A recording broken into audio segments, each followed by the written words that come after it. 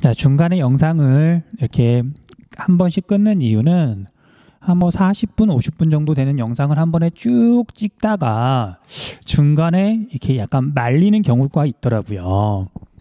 실제 수업하고 이렇게 아무도 없이 혼자 사는 수업하고는 많이 다르고요. 그리고 실제 수업할 때는 여러분들 뭐 중간중간 정리하는 시간도 주면서 나름 이제 선생님들도 교사들도 다음 내용을 어떻게 설명할까 머릿속으로 한번 정리를 하거든요. 그런데 이렇게 원격 강의를 위해서 이렇게 혼자서 촬영을 할 때는 그럴 시간이 없는 거예요. 그러다 보니까 앞으로도 종종 잠깐씩 끊고 이렇게 갈 거거든요. 자 이제 본격적으로 이제 문제 해설에 들어갈 건데 자, 나중에 자세히 한번 이야기하겠지만 자, 여기서 짧게 한 가지만 더 이야기를 할게요. 자, 여러분들 문제 해설 강의를 보고서 예를 들면은 여기 직접 문제에다가 이것저것 막 필기를 하는 학생들이 있어요. 자, 그런 학생들은 10중 8구 성적이 잘 안 나와요. 왜 그럴까요? 자, 이제 선생님이 가끔 하는 말인데 여러분들은 복사기처럼 공부를 하면 안 돼요. 무슨 뜻이냐면 이 문제는 분명히 앞에 있는 내용을 바탕으로 거기에 있는 내용을 응용해서 내는 거잖아요. 그래서 여기에 나오는 대부분의 내용들은 앞에 내용 설명 부분에 있단 말이에요. 그런데 분명히 거기에 이미 써 있고 여러분들 수업 들으면서 거기에다도 다 필기를 해놨는데 거의 같은 내용을 또 여기 문제에다가 필기를 하고 있는 거예요. 그럼 물어봐요, 학생들한테. 아니, 이거 앞에 내용이 있는데 그리고 뒤에 해설지에도 해설이 돼 있는데 왜 여기에다 필기를 하느냐? 잘 모르겠대요.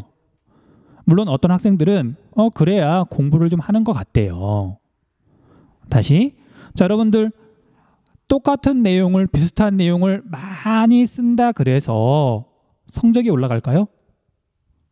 자, 물론 성적이 올라갈 수도 있어요. 하지만 그게 효율이 좋은 방법일까요?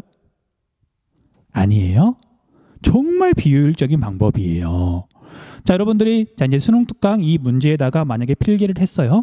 그러면 그런 학생은 나중에 뭐 수능 완성이라든지 아니면 또 이렇게 모의고사에서 비슷한 문제가 나온다든지 또는 작년 수능 특강을 구해가지고 문제를 본다든지 그럴 때마다 계속 같은 내용을 반복해서 필기를 해요. 복사기처럼. 그러면 안 돼요.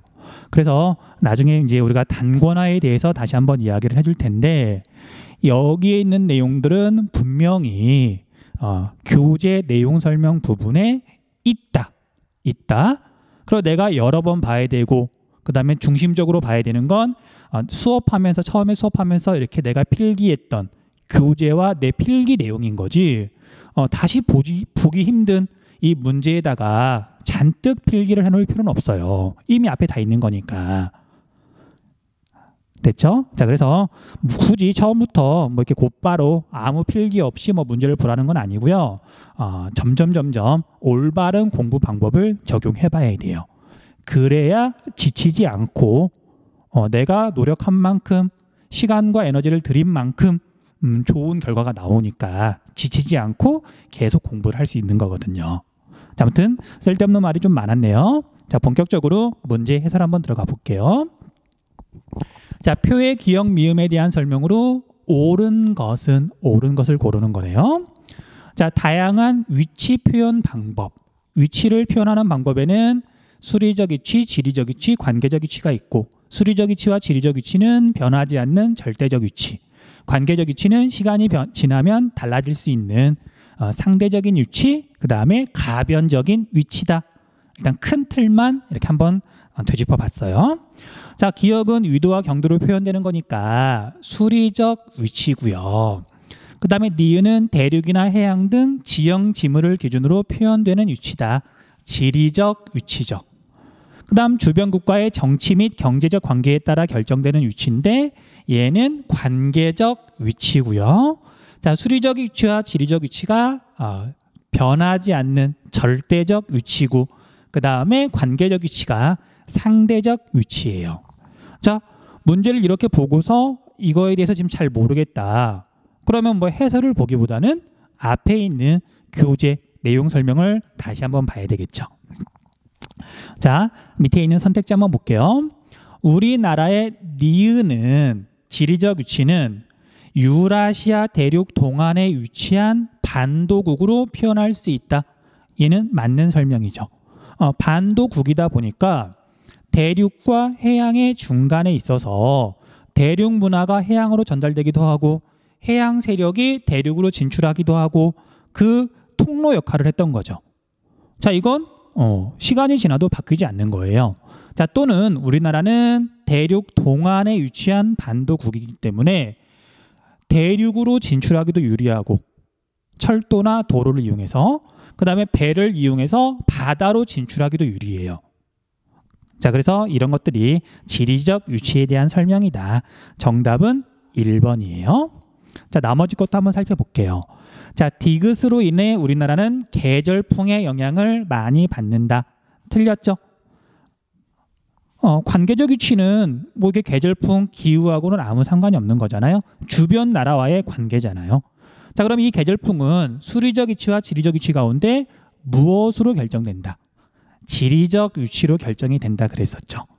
자, 이건 중요하니까 여러분들 그리고 많이 헷갈리니까 짧게만 다시 정리할게요.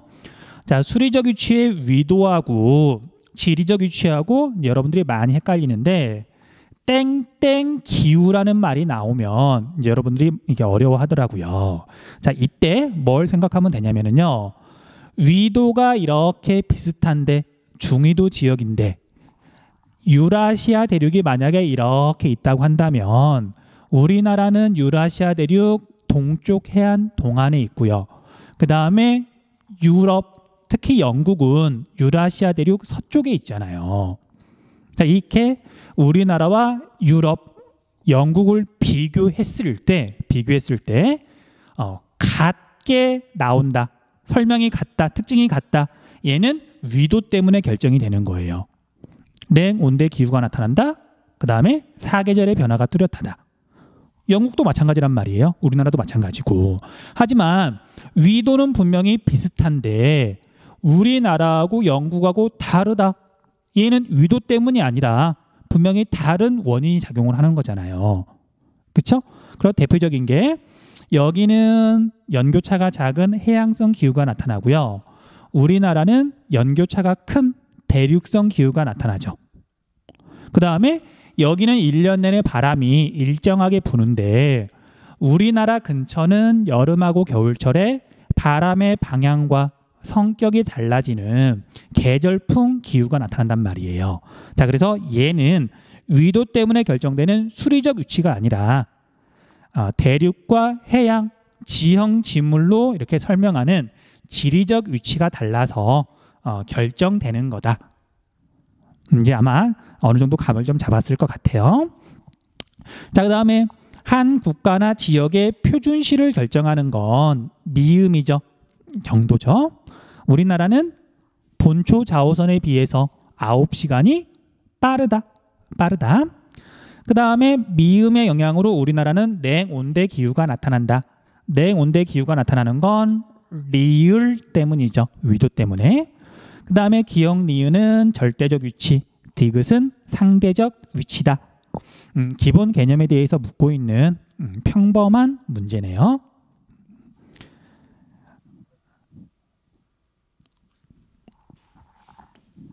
자, 2번 문제.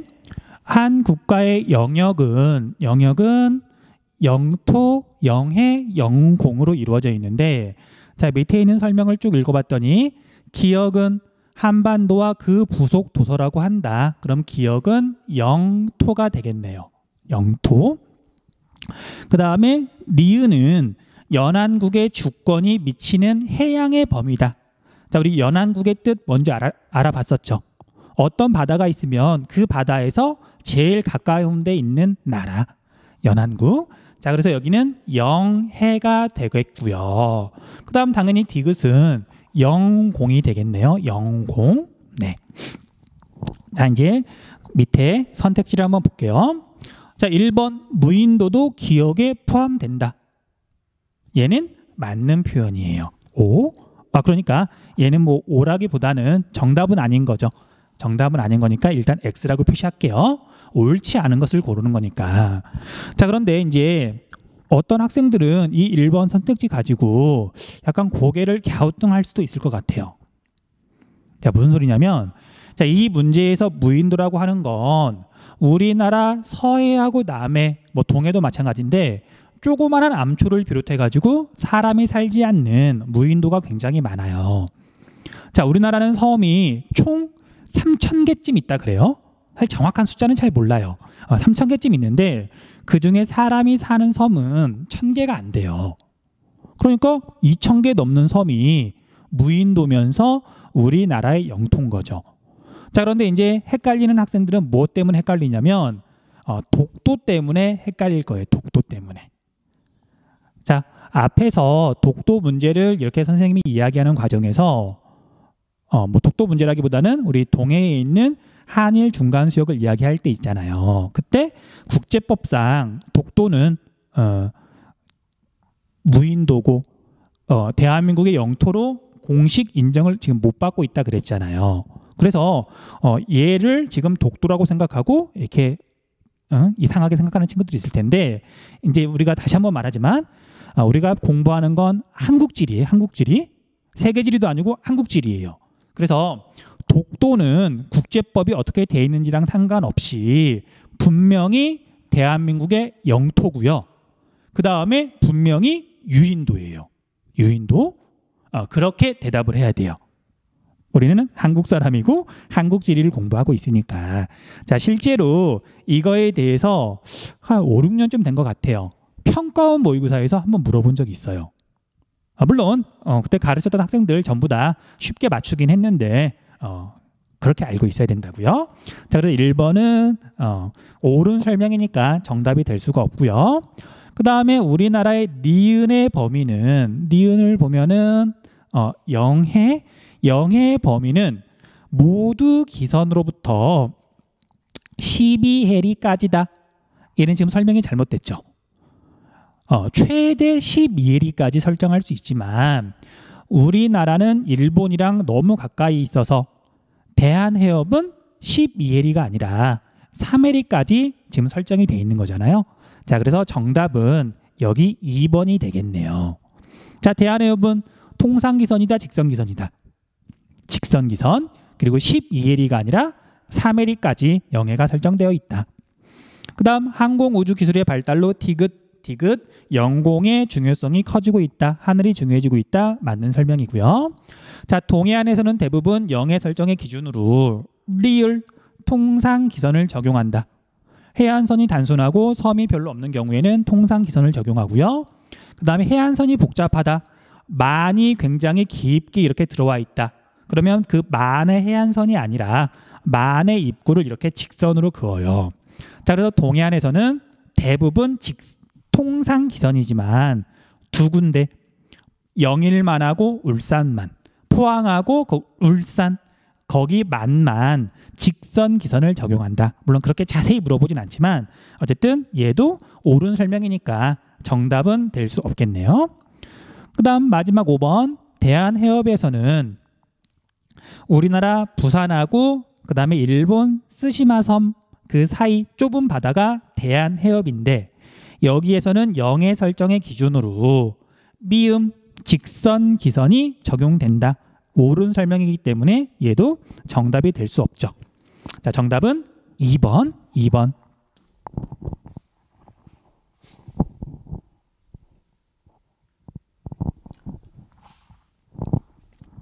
자, 3번 문제.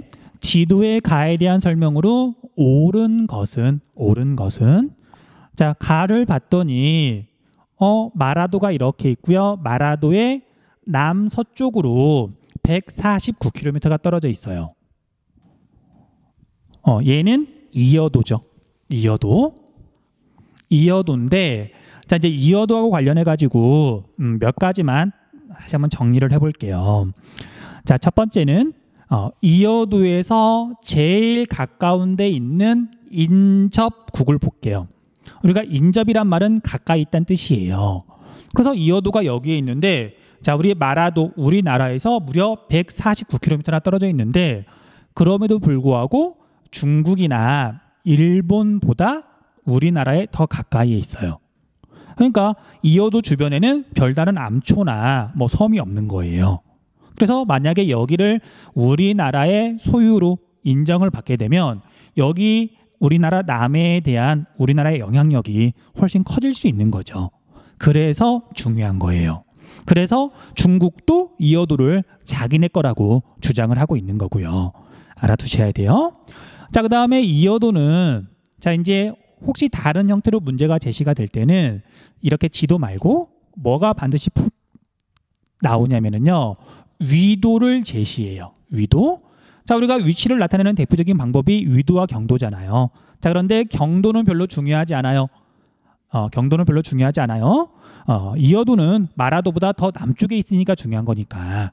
자, 그러면 우리가 마라도의 위도 알고 있어야 된다 그랬었죠. 마라도의 위도는 33도 06분. 마라도니까 정확하게 이렇게 좀 적어둘게요. 그러면 이어도의 위도는 33도보다 적도에 가까우니까 숫자가 더 작겠죠. 32도 얼마예요. 그 위도만 보고도 우리는 이어도라는 걸 알고 있어야 된다. 자, 그런데 이 이어도는 섬이 아니라 그랬죠. 바다 밑에 있는 암초, 수중 암초고, 그 다음에 얘가 암초 근처에 그래도 좀 평평한 곳이 있어서 거기에 종합해양과학기지를 건설해 놨다 그랬어요. 물론 우리나라가. 그 정도가 이어도에 대해서 물어보는 포인트예요. 자, 한번 선택지 볼게요. 자, 천연기념물로 지정되어 있다. 아니죠. 자, 시험에서 물어보는 천연기념물 또는 천연보호구역은 마라도하고 독도예요. 마라도하고 독도. 자, 그 다음에 대한민국 최남단 표지석이 있다. 자, 얘도 이어도에 대한 설명 아니죠. 이어도는 대한민국 영토는 아니니까 현재로선. 자, 영토 중에 제일 남쪽은 마라도예요. 여러분들 작년에 수학여행 가가지고 마라도 갔단 말이에요. 아마 이 표지석 본 친구들도 있을 거예요. 자, 그 다음에 종합해양과학기지가 건설되어 있다. 맞는 설명. 정답은 3번이네요. 그 다음 영해 설정 시 직선기선의 기점이 된다. 자, 얘는 대한민국의 영토가 아니니까 영해도 설정할 수가 없는 거죠. 영해는 영토가 끝나는 지점에서부터 최대 12해리까지 설정할 수 있으니까 설명이 잘못됐죠. 그 다음 주변 12해리 이내의 수역은 우리나라의 영해에 해당한다. 틀렸죠. 4번, 5번은 같은 걸 물어보고 있네요. 문제 어렵지 않죠? 넘어갈게요. 이 문제는 좀 기네요.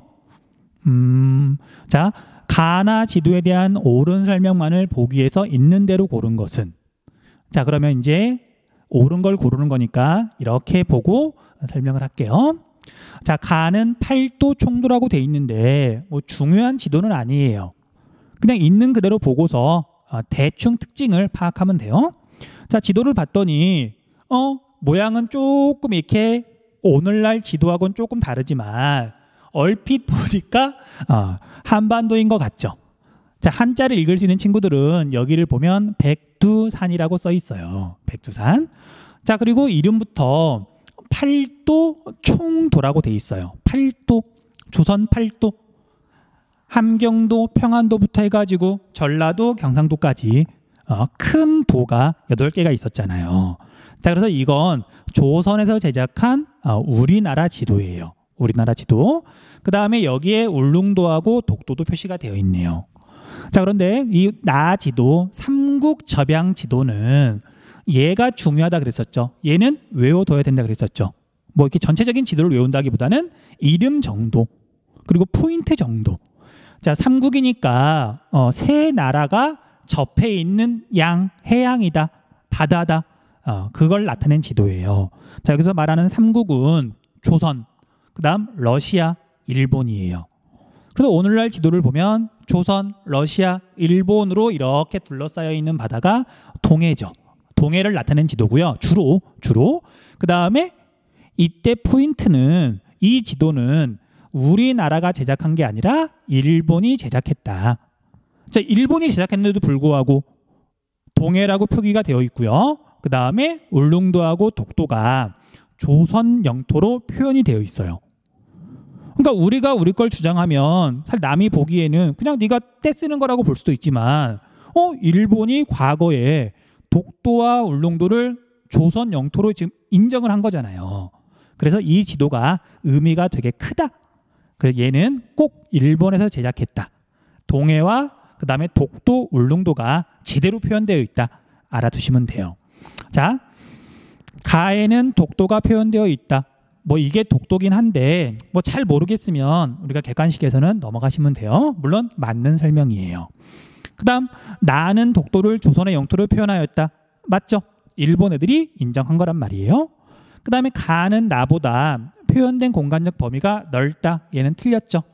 주로 조선만 표시한 거에 비해서 조선, 일본, 러시아 이쪽은 중국이 되겠죠. 얘가 더 넓어요. 그 다음 가나 모두 우리나라에서 제작된 지도이다. X죠. 얘는 확실히 일본에서 제작한 거잖아요. 그래서 기역, 니은이 옳은 설명이네요. 정답은 1번.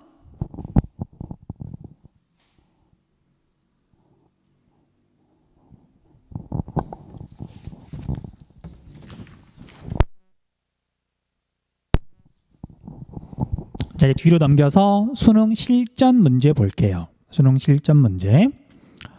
자, 다음은 학생이 작성한 노트 필기의 일부이다. 가, 다에 들어갈 옳은 내용을 보기에서 고른 것은?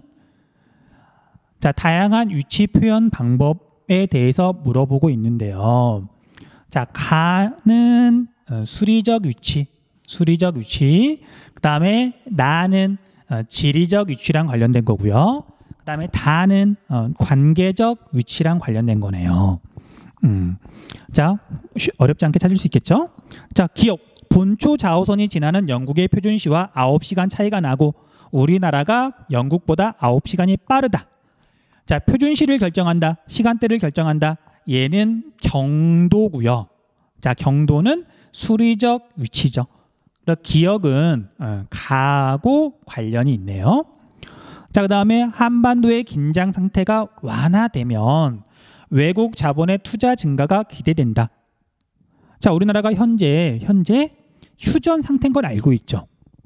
한국전쟁, 6.25 전쟁이 끝난 지도 수십 년이 지났는데 아직 전쟁이 완전히 끝난 건 아니에요. 그러니까 지금 싸우고 있지 않은 거지 공식적으로는 지금 전쟁 중이고 잠깐 쉬고 있는 거거든요. 자, 그런데 만약에 우리나라랑 그다음 뭐 미국이랑 뭐 북한이랑 전쟁 당사국이 이렇게 모여가지고 야, 이제 전쟁을 공식적으로 끝내자. 종전 선언을 하면 한반도의 평화가 조금 더 이렇게 더 커질 거예요. 그렇게 되면 외국인들이 한국에 투자할 때, 우리나라에 투자할 때 얘네들은 아직도 전쟁 중이야가 아니라 얘네들은 이제 전쟁이 끝났어. 그러면 좀 투자할 때 좀 걱정이 좀 덜 되겠죠. 자, 그래서 얘는 어쨌든 맞는 설명, 뭐 맞는 설명이 아니라 건 다 그냥 특성을 설명한 거죠. 자, 그래서 얘는 시간이 지나면 얼마든지 달라질 수 있는 거예요. 자, 시간이 지나면 달라진다. 그리고 주변 나라와의 어떤 관계니까 상호작용이니까 얘는 관계적 위치고요. 다에 관련이 있죠. 다하고. 그 다음에 계절풍의 영향을 받고 기온의 연교차가 큰 대륙성 기후가 나타난다. 얘는 지리적 위치라 그랬었죠. 얘는 나하고 관련이 있겠네요. 그럼 정답은 몇 번이냐면 2번이 되겠네요. 2번 넘어가시면 되고요. 그 다음 2번 문제.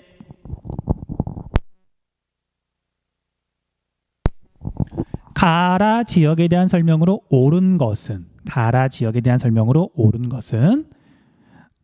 자, 밑에 선택지를 보기 전에 우리가 숫자만 한번 좀 적어 볼게요. 자, 다른 지역의 위도는 예를 들면 우리가 서울이 이렇게 있잖아요. 여기쯤에. 자, 서울의 위도는 대략 37.5도쯤 돼요. 자, 그런데 이거 외울 필요가 있다 없다? 없다. 38선보다 조금 아래가 서울이다. 뭐 그렇게만 알고 있으면 되는 거잖아요. 하지만 우리나라 영토의 내 끝부분, 우리나라가 어디까지인지 그 네 지점은 위도나 경도를 반드시 알고 있어야 돼요. 뭐 지역 이름은 굳이 몰라도 상관없지만 숫자는 알고 있어야 돼요. 그걸 알면 되게 명확하게 문제를 풀 수 있거든요. 자, 먼저 가는 온성이라는 곳인데 적을게요. 온성이라는 곳인데 얘는 북위 43도쯤이다. 43도쯤이다. 43이라는 숫자 기억하시고요. 자, 나는 비단섬이라 그랬죠. 비단섬. 그리고 얘는 위도는 별로 중요하지 않고요. 가장 우리나라에서 서쪽에 있으니까 경도가 중요하다 그랬어요. 자, 경도는 대략 124도 동경쯤이다. 기억해 두시고요. 자, 다는 독도죠. 자, 독도는 워낙 중요해서 얘도 경도를 물어보는데 경도 정확하게 외워두시면 돼요. 자, 얘는 131도 52분이다. 기억나시죠?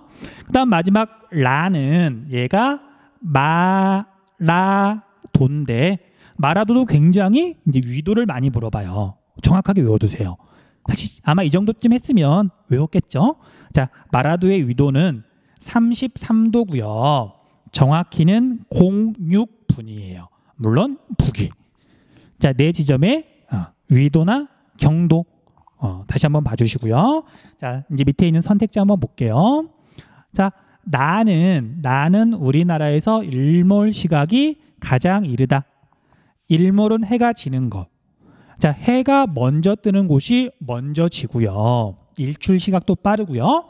그 다음에 해가 먼저 떠서 동쪽에서 먼저 떠가지고 정남쪽에 오는 남중 시각도 빨라요. 그리고 해 지는 시각, 일몰 시각도 빠르고. 자, 그래서 우리나라에서는 일출 시각, 일몰 시각, 남중 시각 전부 다 독도가 제일 빠르다. 설명이 잘못됐네요. 자, 그러면 일몰 시각이 제일 느린 곳은 여기 나가 제일 느리겠죠. 제일 서쪽에 있으니까. 그 다음 2번은 다는 후빙기 해수면 상승으로 섬이 되었다. 자, 이제 여러분들 이게 뭐 개인적으로는 조금 아쉬운 부분인데 일단은 문제다 보니까 아직 여러분들이 한국 지리에 대해서 공부한 게 별로 없죠. 그러다 보니까 문제를 낼 때 이게 깔끔하지 못한 경우가 좀 있어요. 우리 후빙기 배운 적 없죠? 그 다음에 뭐 해수면 상승 그런 거 배운 적 없죠? 그래서 2번 선택지는 여러분들이 정확하게 판단하기가 어려워요. 그러면 그런 내용이 나오면 일단은 물음표하고 넘어가시면 돼요. 그냥 참고로 여러분들 이렇게 조금만 설명을 하자면 우리 뒤에도 나오더라고요. 자, 우리나라 주변 바다를 보면 지도 한번 떠올려 보세요. 자, 색깔이 진할수록 바다가 깊게 표시가 되잖아요. 깊은 바다를 뜻하잖아요. 그리고 여러분 알고 있죠? 우리 황해는 수심이 얕고 동해는 수심이 되게 깊다. 알고 있죠? 자, 그 깊이가 여기는 44m 정도고요. 평균을 내면 여기는 동해는 1600m가 넘어가요. 1600m가 넘어간다. 엄청 깊은 바다고요. 황해는 얼마 안 깊어요. 얕아요. 자, 그래서 과거에 빙하시대 있었다는 건 알고 있죠? 그걸 우리가 빙기라고 부르는데, 자, 빙기에는 육지, 대륙에 빙하가 많았기 때문에 눈이 내리면 그게 녹아가지고 바다로 돌아가야 되는데 육지에 계속 쌓이다 보니까 바닷물이 지금보다 적었잖아요. 해수면이 내려갔었잖아요. 그래서 최후 빙기, 그러니까 빙하 시대 때는 황해하고 남해는 전부 다 육지였었어요. 제주도 육지였었어요. 과거 빙기에는. 자, 그런데 여기 동해는 워낙 수심이 깊다 보니까 빙기 때도 여기가 바닥이 드러나지 않았고요. 물이 차 있었거든요. 그래서 울릉도, 독도는 빙기나 아니면 이 후빙기는 뭐 나중에 나오겠지만 오늘날을 말하는 거거든요. 그래서 과거나 현재나 계속 섬이었다. 하지만 제주도를 비롯해서 황해하고 남해에 있는 수많은 섬들은 과거에는 빙기 때는 육지였으나 후빙기 때 육지에 있는 빙하가 녹으면서 바닷물이 상승하면서 섬으로 바뀌었다. 뭐 나중에 나올 거니까 지금은 그냥 그렇게 하고 넘어가시면 돼요. 그다음 라고 가고 보면 라는 마라도, 가는 온성, 연평균 기온은 당연히 적도랑 가까운 라 마라도가 더 높죠. 정답은 3번이네요. 그다음 가는 러시아, 그다음에 나는 중국과의 접경 지역이다. 국경을 접하고 있다. 자, 여러분들 나 바로 옆에 중국이 있는 건 알고 있죠. 그런데 러시아는 도대체 어디쯤에 이렇게 국경선이 있을까? 자, 물론 얘는 정답이 3번이라는 걸 되게 쉽게 알 수 있으니까 4번이 틀렸다는 건 또 알 수 있거든요. 자, 러시아는 이쪽만 살짝 국경을 접하고 있어요. 정말 그런지 한번 지도를 보고 확인해 보세요. 그 다음 우리나라의 표준시는 동경 135도고요. 여기 봤더니 132도, 133, 134, 135 여기쯤 지나가겠네요. 그렇죠? 그래서 나와 다 사이를 지나가지 않아서 우리나라는 동경 135도 지점하고 태양의 움직임에 있어서 약간 차이가 난다 그랬었죠. 그래서 우리나라 시간이 12시일 때 여기도 12시고 우리나라도 12시예요. 낮 12시. 그때 태양은 여기를 정확하게 비치고 있고요. 태양이 여기를 남중하고 있는 거고, 우리나라는 대략 30분쯤 후에 30분 후에 태양이 남중하게 된다. 12시 30분쯤에 태양이 남중하게 된다. 앞에서 내용 설명할 때 자세히 한번 설명을 했던 것 같아요. 됐죠? 넘어갈게요.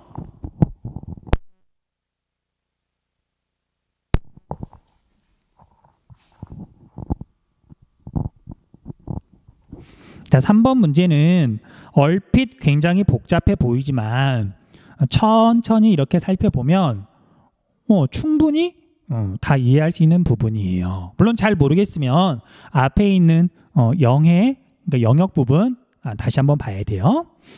자, 다음은 어느 해양조사원의 조사 기록 중 일부이다. 기억 리을에 대한 옳은 설명만을 보기 위해서 있는 대로 고른 것은, 이렇게 올려볼까요? 더 올려야 되나? 리을까지 있네요.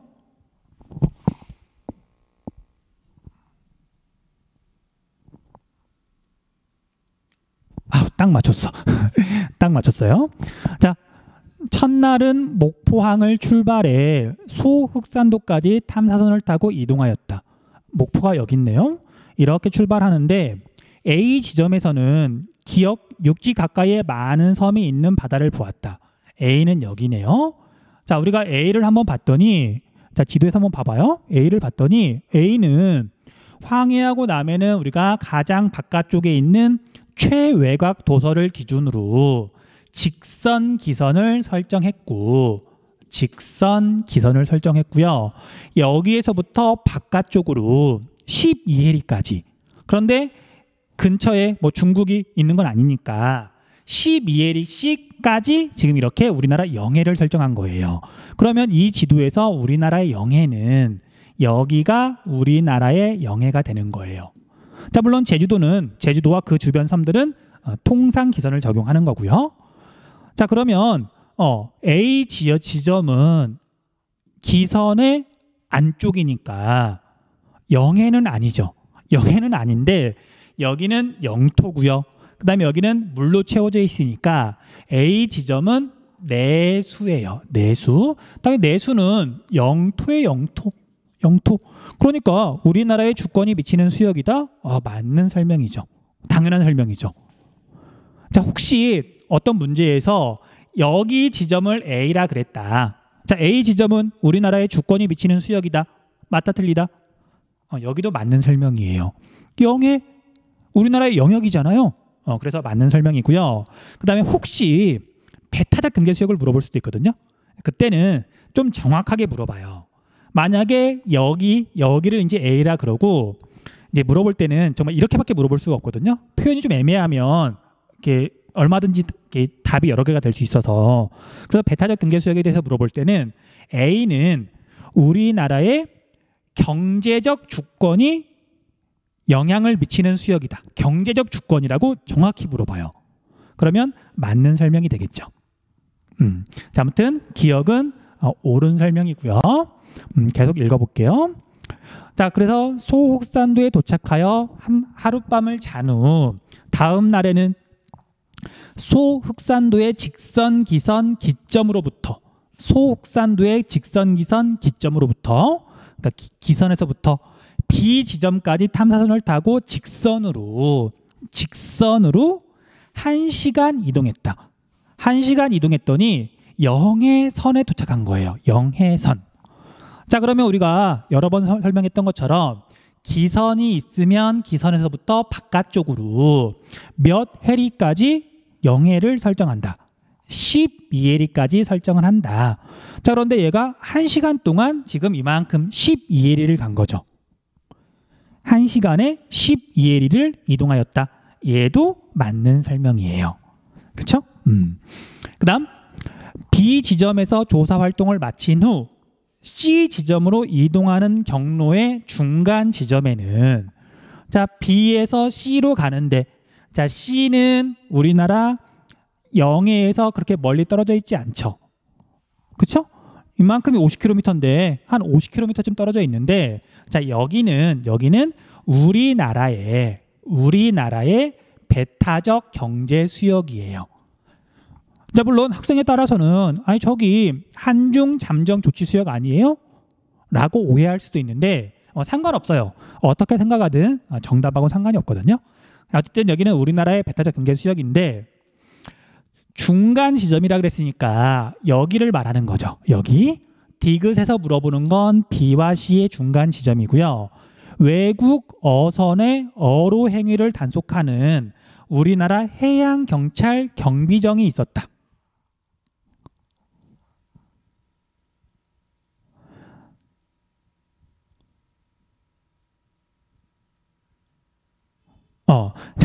잠깐만요.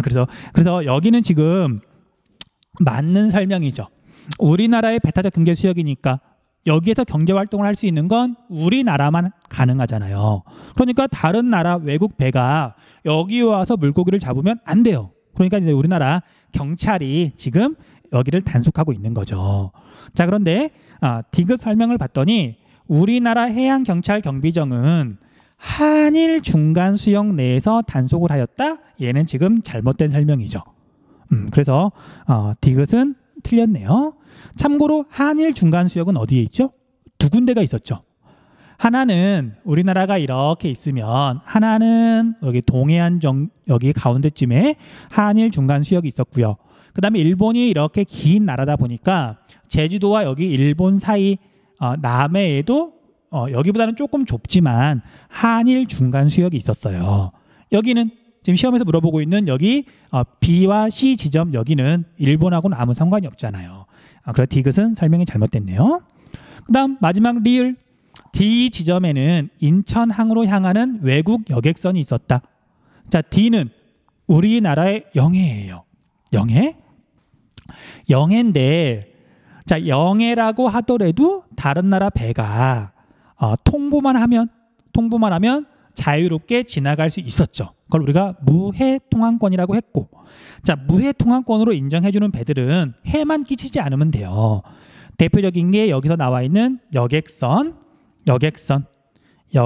있고요. 그 다음에 또 뭐가 있냐면 예를 들면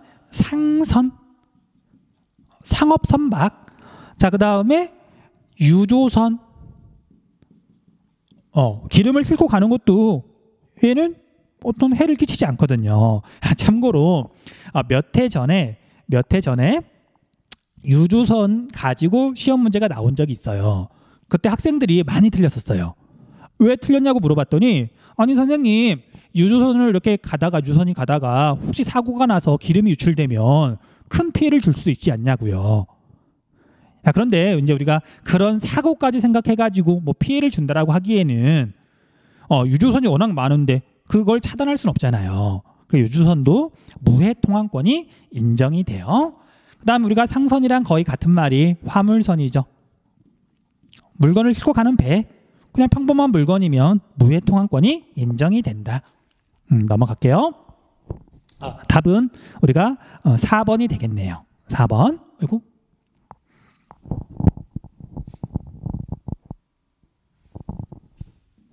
자, 그다음 4번 문제. 자, 다음 글의 가, 다에 대한 설명으로 옳은 것은, 자, 가는 한반도 러시아의 연해주 일본 열도로 둘러싸여 있다. 동해죠, 동해. 이스트시 동해. 그리고 평균 수심이 약 1684m다. 1684m다. 참고로 여러분들, 우리 지금 학교 근처에 있는 우리 관악산 있죠? 맨날 보는 산이잖아요. 자, 관악산의 높이가 634m예요. 그 높은 산이 634m예요. 그리고 서울에 있는 산 중에 제일 높은 북한산이 820m 정도 돼요. 20m 조금 넘거든요. 그리고 1684m면 강원도에 있는 설악산이랑 비슷해요. 설악산이 1700m가 조금 넘거든요. 그런데 동해 바다의 평균 수심은 요만큼이 되는 거예요. 엄청 깊은 바다예요. 자, 물론 태평양이나 대서양처럼 큰 바다만큼 깊은 건 아니지만 우리나라 근처인데도 불구하고 굉장히 깊다. 자, 그래서 동해에는 우리나라 영토의 최동단인 가장 동쪽이라 그랬으니까 독도가 될 거고요. 그 다음에 독도는 과거 우산도, 가지도, 석도 등 다양한 이름으로 불렸고, 우리나라 외에 일본의 고문헌과 고지도에서 우리나라 영토임이 분명하게 드러나 있다. 한편 다는 독도와 가장 가까운 섬인데 얘는 울릉도죠. 여기 다가 울릉도죠. 울릉도. 자, 여러분들 참고로 독도에서 제일 가까운 섬은 울릉도고요. 그다음에 울릉도에 좀 높은 봉우리들이 있거든요. 그래서 산 꼭대기에 이렇게 올라가서 보면 독도가 보여요. 자, 근데 그에 비해서 독도랑 제일 가까운 데 있는 일본 섬 있죠. 일본 섬. 자, 독도에서 일본은 보이지 않아요. 지구가 이렇게 구 형태다 보니까 거리가 멀어지면 이렇게 가려가지고 안 보이는 거거든요. 그리고 상식에서 생각해 보면, 아니 울릉도는 꽤 큰 섬이라서 옛날부터 사람들이 살았어요. 그리고 울릉도 사람들이 자기 산에 올라가서 봤더니 저 멀리 섬이 보여. 그 존재를 아주 옛날부터 알고 있었겠죠. 하지만 일본 애들은 아무리 봐도 일본에서 독도는 보이지 않거든요. 그것만 보더라도 독도는 원래부터 울릉도 소속이었고, 울릉도는 우리나라 거였잖아요. 독도가 우리 거라는 명확한 증거 중에 하나예요. 우리나라에서 독도가 보이니까. 자, 밑에 있는 선택지 한번 볼게요. 자, 우리나라는 가해 해안에서 대부분 직선 기선을 적용한다. 동해는 통상 기선이죠. 동해에서 직선 기선인 곳은 포항하고 울산. 포항은 영일만에 있고요. 울산은 울산만에 있어요. 거기만 직선 기선이고요. 나머지는 전부 다 통상 기선이다. 울릉도 통상 기선, 독도 통상 기선. 그다음 독도는 자연 경관이 뛰어나 국립공원으로 지정되어 있다. X라 그랬죠. 국립공원은 물론 자연을 잘 보존하는 곳이기는 하지만 사람들이 공원 놀러 가는 곳이에요. 휴식을 취하러 가는 곳이에요. 하지만 독도는 아니죠. 자, 독도는 천연기념물이고요. 구체적으로는 천연보호구역에 해당한다. 천연보호구역에 해당한다. 그 다음 독도는 동해의 영향으로 위도가 같은 내륙에 비해 기온의 연교차가 작다. 우리 연교차 앞에서 한번 설명했었죠. 1년 동안 기온의 변화가 얼마나 되느냐. 나중에 기후단원에서 굉장히 자세히 공부를 할 거예요. 그 다음 독도와 울릉도는 행정구역상 서로 다른 도에 속한다. 아니죠. 자, 우리가 독도는 일단 울릉도에 속해 있고요. 그 다음 울릉도와 독도는 어느 도에 속해 있다. 참고로 울릉도는 군이에요. 자, 울릉도가 속해 있는 군은 경상북도죠. 경상북도. 이것도 좀 알아두세요. 경상북도에 포함되어 있고요. 자, 정답은 5번인데 이것도 좋은 선택지는 아니네요. 왜냐하면 우리가 지금 화산 안 배웠잖아요. 자, 우리가 다음 단원에 가면은 다음 단원 말고 3강에 가면 3강부터 지형이 나오거든요. 그때 우리나라 화산 지형을 배울 거예요. 독도, 울릉도, 제주도, 백두산, 그 다음에 철원 이렇게 배울 건데 아직 제대로 배우지도 않았는데 선택지로 그것도 정답으로 물어봤잖아요. 약간 잘못된 선택지예요. 근데 아무튼 아마 여러분들도 독도를 비롯해서 울릉도가 화산섬이라고 하는 건 알고 있었을 거예요. 정답은 5번.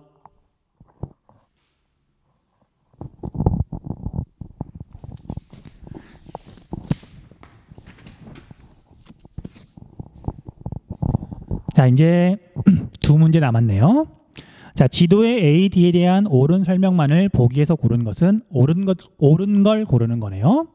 우리나라의 영해 및 어업협정 수역도를 이렇게 봤더니 하나씩 한번 살펴볼게요. 자, A는 우리나라와 중국 사이에 있으니까 한중 잠정 조치 수역. 그 다음에 B하고 D는 성격이 똑같죠. 얘는 우리나라와 일본의 중간에 있어서 한일 중간 수역. 자, 이 중에 둘 다 중요하구나. 둘 다 중요한데요. 이제 시험에서 D에 대해서 가끔 물어볼 때 D를 설정할 때 우리나라는 어디를 기점으로 삼았다. 독도다, 울릉도다. 그쵸? 울릉도를 기점으로 삼았기 때문에 독도 주변 바다가 한일 중간 수역으로 들어가 버렸다. 좀 슬프지만 뭐 어쩔 수 없어요. 자, 그다음에 C는 우리나라의 영해죠. 영해. 자, 이제 답을 한번 찾아볼게요.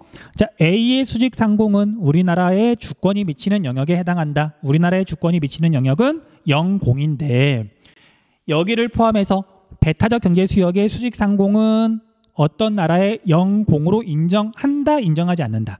인정하지 않죠. 영토와 영해의 상공만 영공으로 인정하잖아요. 얘는 그래서 잘못됐네요.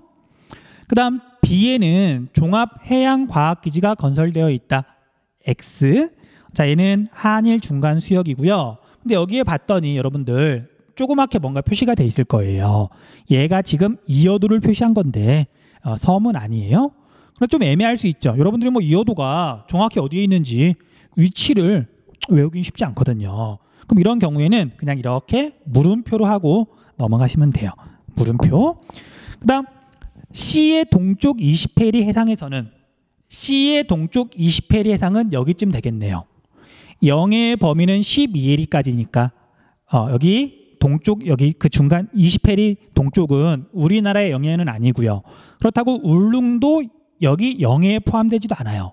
그래서 여기 지점은 우리나라의 배타적 경제 수역이 되겠네요. 우리나라의 배타적 경제 수역. 그러면 여기에서는 러시아 화물선이 자유롭게 통항할 수 있다. 맞죠? 영해라 하더라도 무해 통항권이 있는데 여기 배타적 경제 수역은 다른 나라 군함도 지나갈 수 있어요. 얼마든지. 배타적 경제 수역은 말 그대로 경제적인 권한만 인정이 되는 거니까 다른 권한은 없는 거니까 디귿 맞는 설명이고요. 그 다음 D에서는 우리나라와 일본 어선이 조업할 수 있다. 우리나라와 일본, 우리나라와 중국. 여기서 중국이나 러시아는 할 수 없고요. 그래서 리을 맞는 설명이네요. 자, 그러면 답은 디귿 리을이고요. 얘는 아까 말했던 것처럼 틀린 설명이죠. 넘어갈게요.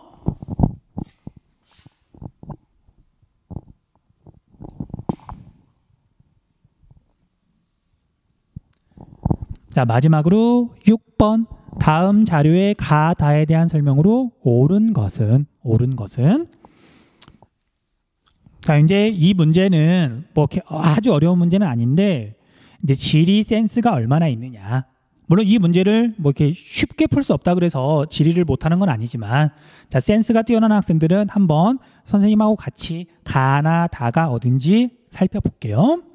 자, 가는 수리적 위치를 봤더니 32도 07분이래요. 북위? 마라도보다 더 남쪽이죠. 그럼 다른 거 볼 것도 없이 가는 이어도예요. 이어도. 자, 그래서 우리나라와 중국 사이에 우리나라에 포함되는 수중 암초다. 이어도죠. 종합해양과학기지가 건설되어 있다. 됐죠? 이어도에서 남서쪽으로 149km가 떨어져 있다. 이어도 기억해 두시고요. 그 다음 나는 위도를 봤더니 37도 57분. 우리나라 가운데쯤이네요. 38선 근처네요. 그 다음에 동경값을 봤더니 124도 40분이래요. 그러면 우리나라가 이렇게 범위가 동서남북이 이렇게 있을 경우 가장 서쪽에 가깝기는 하지만 가장 서쪽은 아니죠. 예. 그래서 여기는 위도를 보면 북한 우리 비단섬은 아니고요. 그런데 얘가 굉장히 서쪽에 있어요. 38선 근처인데. 근데 이 섬은 지금 우리가 수능 특강에서 처음 나오기는 하는데 나중에 여러분들이 기출 문제를 보면 알겠지만 굉장히 자주 나오는 섬이기도 해요. 왜 그런지는 바로 설명해 줄게요. 자, 북한과 가까이 위치하는 섬으로 군사상으로 요충지다. 매우 중요하다. 자, 이 섬은 백령도예요. 백령도. 자, 백령도는 이제 북한하고 남한하고 이렇게 나누었을 때 남한 중에서 가장 서쪽에 있는 섬이에요. 남한 중에서. 그리고 나중에 지도를 보고 한번 뭐 보여줄 기회가 있을 테지만 인천에서부터 배를 타고 한 5시간쯤 가야 돼요. 그래서 정말 위치만 보면 북한일 것 같지만 그리고 백령도에서 바로 코앞에 북한이 보여요. 그런데 이 백령도는 재밌게도 우리나라 영토예요. 우리나라 섬이에요. 그래서 우리가 서해에서 중간쯤에 있는데 남한 섬 중에는 제일 서쪽에 있다. 자주 나오는 거니까 이거 외워둘 필요는 없지만 그냥 백령도라는 이름 정도만 기억해 주세요. 그 다음 다는 수리적 위치를 봤더니 37도 30분이래요. 우리나라 가운데쯤에 있네요. 자, 그 다음에 경도값을 봤더니 130도 50분이에요. 독도는 아니죠. 독도는 아닌데 얘가 130도나 돼요. 자, 우리나라 범위가 124에서 132까지였잖아요. 124에서 132도까지였는데 자, 독도가 여기에 있다면 자, 이 섬은 130도 50분이니까 거의 131도거든요. 그러면 이렇게 선을 그어보면 굉장히 동쪽에 있는 어떤 지점이라는 걸 알 수가 있어요. 독도, 울릉도. 자, 그래서 얘는 울릉도예요. 울릉도. 참고로 울릉도의 이 위도 외워야 된다, 외우지 않아도 된다? 안 외워도 돼요. 자, 130도 50분 역시 안 외워도 되는 거죠. 독도만 정확하게 외우고 있으면 울릉도는 이거 나오면 그냥 울릉도구나. 이걸 보면 울릉도구나 쉽게 알 수가 있는 거죠. 자, 물론 나중에 기후를 공부하면 많은 눈이 내려서 우대기가 있다. 울릉도의 정말 중요한 특징이거든요. 눈이 정말 많이 내린다. 이거 보고도 알 수 있어요. 나왔으니까 한 가지만 미리 이야기를 할까요? 자, 우리나라에서 눈이 제일 많이 내리는 곳이 울릉도예요. 근데 이제 얼마만큼 많이 내리느냐? 이게 숫자로 말을 해주면 학생들이 깜짝 놀라더라고요. 참고로 서울은 눈이 많이 내리는 편일까요? 별로 안 내리는 편일까요? 자, 서울에서는 아직도 기억이 나는데 선생님이 시골 출신인데 서울로 대학을 왔어요. 대학을 와가지고 이제 겨울이 됐을 때 당연히 지방 각지에서 이제 대학 동기들이 모인 거거든요. 서울에 눈이 내리는데 발목까지도 안 왔어요. 뭐 조금 쌓인 정도였는데 사람들 친구들이 너무 좋아하는 거예요. 특히 서울 사람도 눈 왔다고. 눈 뭉쳐가지고 눈싸움을 할 수 있다고. 눈썰매를 탈 수 있다고. 자, 그런데 우리 울릉도는 자, 눈이 가장 많이 내린 기록이 지금 남아 있는데 뭐 좀 오래되긴 했지만 24시간 동안 그러니까 하루 동안 새로 쌓인 눈이 무려 최고 기록이 1m 50cm예요. 1.5m. 해마다 그렇게 한꺼번에 눈이 많이 내리는 건 아니지만 그냥 울릉도에서는 뭐 50cm, 뭐 70cm 그렇게 내리는 건 아무것도 아니에요. 그래서 그만큼 눈이 많이 내리다 보니까 눈에 대비하기 위한 우대기라고 하는 특별한 시설이 있다. 울릉도. 자, 이렇게 세 지점을 찾았으면 이제 밑에 답을 한번 볼게요. 자, 옳은 설명 고르는 거예요. 자, 이어도는 천연보호구역으로 지정되어 있다. X죠. 수중암초, 물속에 잠겨있는 바위인데 거기에 뭐 생명체가 살 리는 없죠. 그 다음 나는 우리나라 영토의 극서 지점에 해당한다. X. 극서는 가장 서쪽이란 뜻이에요. 근데 여기서 말하는 우리나라는 북한을 포함하는 거죠. 그리고 여기 나에서 북한이란 말을 분명히 썼잖아요. 자, 그래서 여기서 말하는 우리나라는 북한을 포함하고요. 우리나라의 극서 지점은 비단섬이다. 압록강 하구에 있는. 자, 그 다음에 다는 직선 기선의 기점 아니죠. 울릉도는 통상 기선이고요. 그 다음 가는 나보다 인접한 유인도와의 최단 거리가 멀다. 가는 나보다. 답은 4번. 자, 우리가 이어도는 앞에 있는 문제에서 봤다시피 우리나라하고도 꽤 멀리 떨어져 있어요. 무려 149km. 근데 중국하고 일본하고도 굉장히 멀리 떨어져 있죠. 자, 그에 비해서 우리 백령도는 아까 설명했듯이 바로 앞에 북한 땅이 보여요. 그래서 인접한 유인도. 물론 우리가 서해는 섬도 많으니까 육지 말고도 백령도 근처에 조그마한 섬들이 있거든요. 그래서 굳이 뭐 따질 것도 없이 이어도보다는 백령도가 인접한 유인도와 더 가까이에 있다. 백령도가 이어도보다 더 가까이 있고요. 이어도는 섬은 아니지만 굉장히 외로운 지점이죠. 그 다음 나는 다보다 태양의 남중시각이 이르다. 남중시각은 경도값만 보면 되죠. 그래서 얼마만큼 동쪽에 있냐만 따지면 되는데 나보다는 다가 일출시각, 남중시각, 일몰시각 그게 전부 다 이르죠. 답은 4번이 되겠네요. 자, 여기까지 해서 1단원 문제를 모두 살펴봤고요. 다시 한번 이렇게 강조하지만 해설을 듣고 선생님 해설을 듣고 보고 또는 우리가 해설지를 보고 문제에다가 이것저것 필기하는 건 절대 좋은 방법이 아니라 그랬죠. 자, 그러면 어디다 필기를 해야 되냐면 선생님 해설 중에 나온 말 중에 설명 중에 앞에 있는 내용 설명에 없는 거 있죠. 그걸 앞에 있는 내용 설명에다가 추가해야 돼요. 그러면 나중에 이 문제를 다시 보지 않더라도 앞에 있는 내용 설명 부분만 보더라도 내가 모든 걸 한 번 더 살펴볼 수가 있는 거잖아요. 자, 영상 앞부분에서 말한 것처럼 문제를 보거나 아니면 다른 뭐 자료를 보거나 그런 내용들을 이제 계속해서 내가 처음 공부했던 수업을 들었던 그 교재나 또는 뭐 교과서나 거기에다 계속 추가하면서 공부하는 방법을 단권화라고 불러요. 단권화. 그래서 나중에 설명하겠지만 단권화를 잘하는 학생이 역시 효율이 좋아요. 정말 그런지 머지않아서 설명을 해줄게요. 자, 오늘 영상 듣느라고 고생 많았고요. 다음 영상에서 뵙겠습니다.